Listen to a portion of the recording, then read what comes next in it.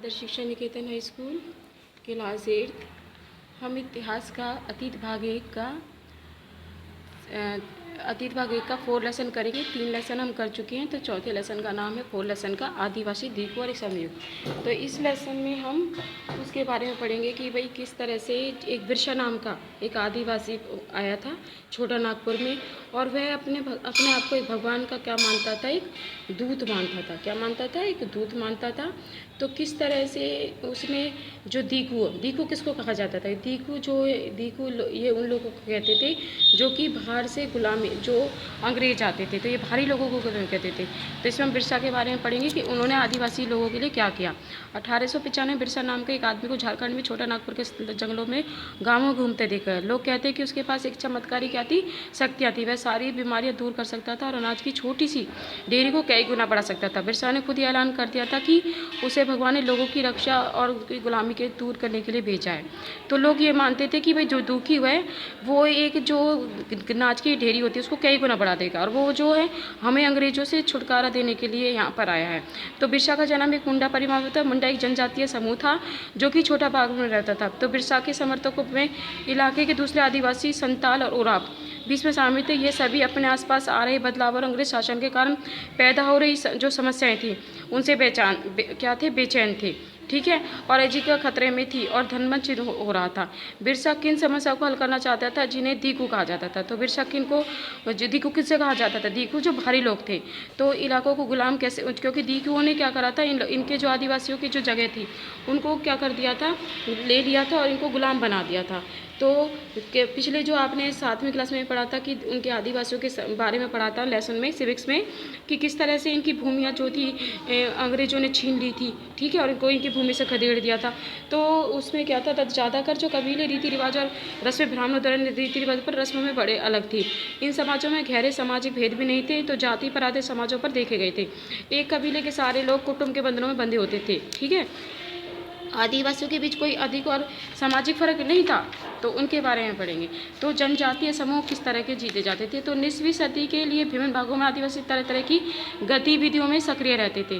ठीक है, तो कुछ झूम खेती कहते थे। अब झूम खेती क्या होती है?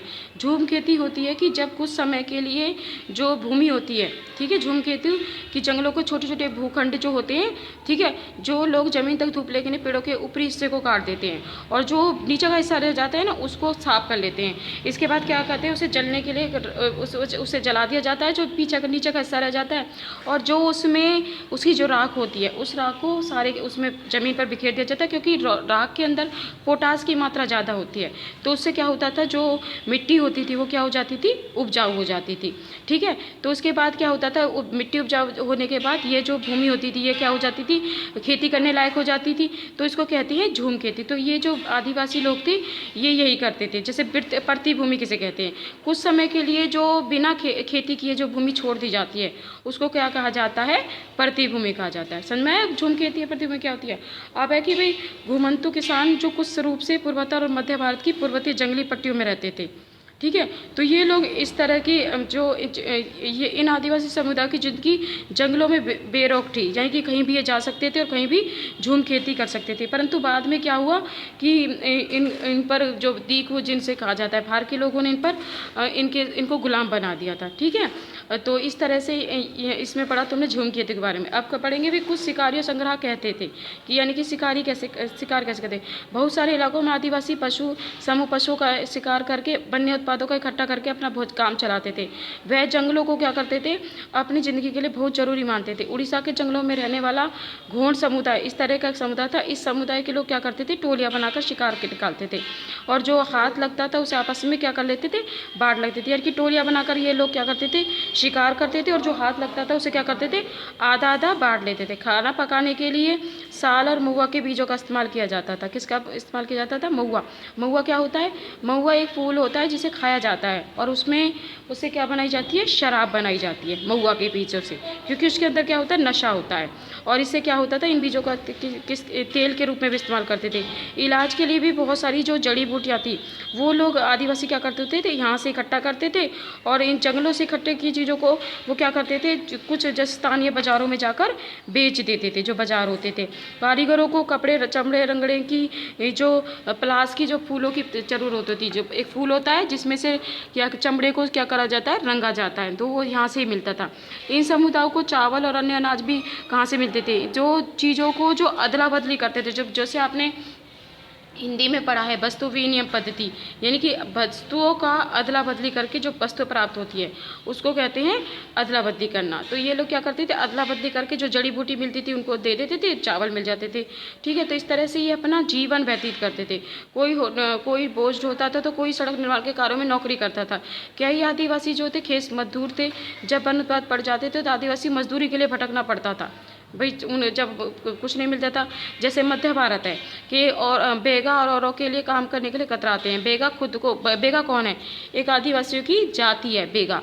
तो खुद को जंगल की क्या मानते थे, संतान मानते थे। वो ये मानते थे कि हम जंगल की संतान हैं और केवल जंगल में जो उपज होती है उसी से वो क्या कर लेते थे, जिंदा रहते थे। ठीक है, उसके बाद क्या हुआ, जो चीज़ें आसपास पैदा नहीं होती थी उन्हें हासिल करने के लिए आदिवासियों को कुछ खरीद पड़ी थी। इसकी वजह से वो कभी कभी व्यापारी और महाजनों पर आश्रित हो जाते थे। व्यापारी बेचने को चीज़ें लेकर आते थे और भारी कीमत पर क्या करते थे, चीज़ों को बेच देते थे।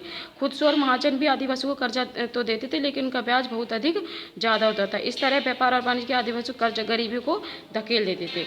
अब आएगा भाई, कुछ जो आदिवासी थे वो जानवर पालते थे। बहुत सारे आदिवासी जो थे बहुत जानवर पालते थे, उनकी ज़िंदगी जानवरों पर चलती थी। वह चरवाह के लिए जैसे मवेशियों भेड़ों के रेवड़ यहाँ से निकलते थे। वह घास खत्म हो जाती थी, वह दूसरे इलाके में जाते थे।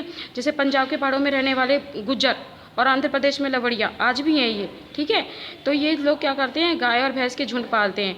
कल्लू के गद्दी समुदाय के लोग बड़ेरिया और कश्मीर के बकरियाँ पालते हैं। ठीक है, तो इस तरह से ये लोग क्या करते हैं, अपना जीवन व्यतीत करते हैं वहाँ पर जानवरों को पालकर। ठीक है, अब जैसे यहाँ पर दे रखा है, कुछ लोग एक जगह खेती करते थे। तो 19वीं सदी से पहले बहुत सारे लोग जनजातीय कबीले एक टिक कर खेती करने लगे थे। पहले तो ये जगह जगह खेती करते थे, पर एक जगह टिक कर खेलने लगे थे। वह बार बार जगह बदलने के बजाय साल दूर दरअसल एक जगह खेती करते थे और वह हलों का इस्तेमाल करने लगे थे। धीरे धीरे उन्हें ज़मीन पर अधिकार मिलते गए। बहुत सारे समुदायों में छोटा नागपुर के मंडाओं की तरह ज़मीन पूरे कबीले की संपत्ति हो गई। ठीक है, जिन्होंने सबसे आकर ज़मीन को साफ कर दिया और ज़मीन सभी आकर बन गई। अक्सर कुछ लोग औरों से ज़्यादा ताकत जुटा लेते थे, कुछ मुखिया बन जाते थे और कुछ बाकी की ताकत देते थे। ठीक है, ब्रिटिश अफसरों को गोंड और संताल जैसे एक जगह ठहर कर रहने वाले आदिवासी समूह झूमकेती के मुकाबले ज़्यादा क्या दिखाई देते थे, सभ्य दिखाई देते थे। समझ में आ गया? तो यहाँ तक आपने इस लेसन को पढ़ा। इसको एक बार अपनी किताब में से खुद रीड करेंगे। कल हम पढ़ेंगे अगली नेक्स्ट क्लास में औपनिवेशिक शासन से आदिवासियों के जीवन पर क्या असर पड़े थे।